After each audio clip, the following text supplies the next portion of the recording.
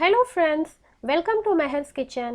இன்னைக்கு நான் உங்க எல்லார் கூடவும் இட்லி தோசைக்கு நம்ம ஃபேவரட்டான side dish Agmark hotel style tiffin sambar செஞ்சு காமிக்க போறேன். நீங்க இதை சாப்பிடும்போது கண்டிப்பா ஒரு ஹோட்டல்ல உட்கார்ந்து சாப்பிட்ட ஃபீல் கிடைக்கும்.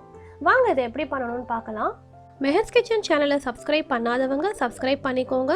உடனுக்குடனே அப்டேட்ஸ்க்கு பக்கத்தில் இருக்கிற பெல் பட்டனில் ஆல்ன்ற ஆப்ஷனை மறக்காமல் ப்ரெஸ் பண்ணிக்கோங்க. இப்போ வாங்க வீடியோக்கு போகலாம். நான் ஒரு பவுலில் 1/2 கப் துவரம் பருப்பு எடுத்திருக்கேன். அதாவது 100 கிராம் துவரம் பருப்பு. இதை நல்லா கழுவி ஒரு குக்கரில் சேர்த்துக்கோங்க. இது கூடவே ஒரு பெரிய வெங்காயம், ஒரு பச்சை மிளகாய் இந்த மாதிரி 2ஆக கீறியிருக்கேன், ஒரு மீடியம் சைஸ் தக்காளி. அடுத்தது இந்த ஹோட்டல் ஸ்டைல் சாம்பாரோட முக்கியமான இன்க்ரீடியன்ட் மஞ்சள் பூசணிக்காய். இந்த மஞ்சள் பூசணிக்காய் தான் நமக்கு அந்த டிஃபன் சாம்பாருக்கு ரொம்பவே டேஸ்ட்டு தரும்.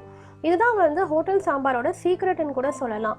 இந்த மஞ்சள் பூசணிக்காய் நான் 1/4 கிலோ சேர்த்துருக்கேன். நீங்கள் அதிகமான அளவு சாம்பார் பண்ணுறீங்கன்னா இதோட குவான்டிட்டி இன்க்ரீஸ் பண்ணிக்கலாம்.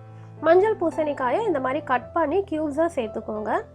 இது கூடவே பூண்டு 7லேருந்து 10 பல் சேர்த்துக்கோங்க.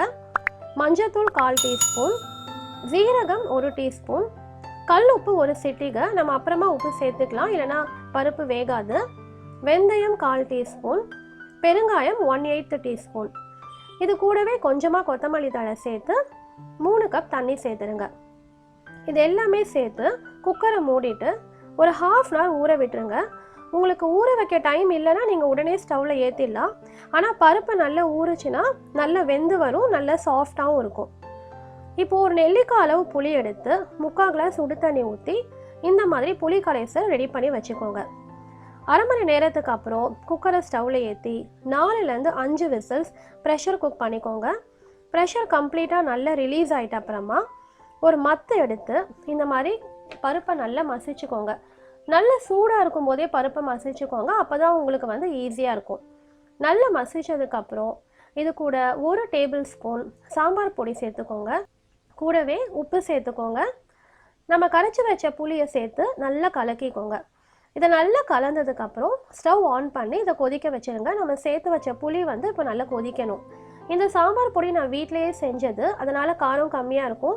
உங்கள் சாம்பார் பொடி காரம் அதிகமாக இருக்கும்னா நீங்கள் 1/2 டேபிள் ஸ்பூன் சேர்த்தாலும் போதும்.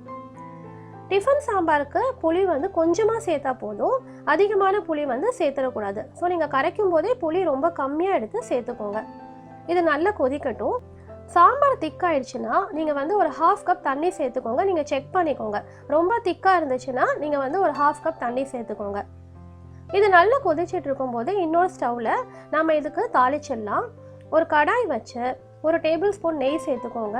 நெய் சேர்த்து தாளிக்கும் போது டிஃபன் சாம்பாரோட வாசனை நல்ல கமகமன்னு இருக்கும். உங்களுக்கு நெய் சேர்க்க விருப்பம் இல்லைன்னா நீங்கள் ரிஃபைண்ட் ஆயில் கூட சேர்த்துக்கலாம். இது நல்ல சூடானதும் கடுகு சேர்த்துருங்க. கடுகு பொரிஞ்சதும் உடைச்ச உளுத்தம் பருப்பு சேர்த்துக்கோங்க. இது நல்லா பொரிஞ்சு வந்ததும் கூடவே கருவேப்பிலை, அப்புறம் நான் 5 சின்ன வெங்காயம் இந்த மாதிரி நீல வாக்கில் கட் பண்ணி வச்சுருக்கேன். இந்த மாதிரி நீல வாக்கில் கட் பண்ணி சேர்த்துக்கோங்க. இதை நல்லா வதங்கணும். இந்த வெங்காயம் நல்லா வதங்கினதும் பெருங்காயத்தூள் 1/4 டீஸ்பூன் சேர்த்துக்கோங்க. இதை சேர்த்து சாம்பாரில் நல்லா கலக்கிடுங்க. உப்பு சரி பார்த்துக்கோங்க. அவ்வளோதான், நம்ம டேஸ்டியான hotel style tiffin sambar ready ஆயிடுச்சு. இந்த சாம்பாரோட வாசனை வீடே கமகமக்குது. கொத்தமல்லி தழை தூவி நம்ம ஆஃப் பண்ணிடலாம். இப்போ நம்ம சாம்பார் சர்வ் பண்ணுறதுக்கு ரெடி ஆயிடுச்சு. ரொம்பவே டேஸ்டியான இந்த சாம்பார் நீங்கள் கண்டிப்பாக ட்ரை பண்ணி பாருங்கள். நல்ல சுட சுட இட்லியோட இந்த டிஃபன் சாம்பார் ஒன்று மட்டும் போதும் வச்சு சாப்பிட்றதுக்கு அவ்வளோ ருசியாக இருக்கும். உங்கள் ஃபேமிலி மெம்பர்ஸ் கண்டிப்பாக இதை நீங்கள் எந்த ஹோட்டலில் வாங்கினீங்கன்னு தான் கேட்பாங்க. கண்டிப்பாக ட்ரை பண்ணி பாருங்கள். வீடியோ பிடிச்சிருந்தா லைக் பண்ணுங்கள் அண்ட் உங்கள் கமெண்ட்ஸை கமெண்ட் பாக்ஸில் ஷேர் பண்ணுங்கள். அண்ட் மெஹர்ஸ் கிச்சன் சேனலை மறக்காமல் சப்ஸ்கிரைப் பண்ணிக்கோங்க. தேங்க்ஸ் ஃபார் வாட்சிங்.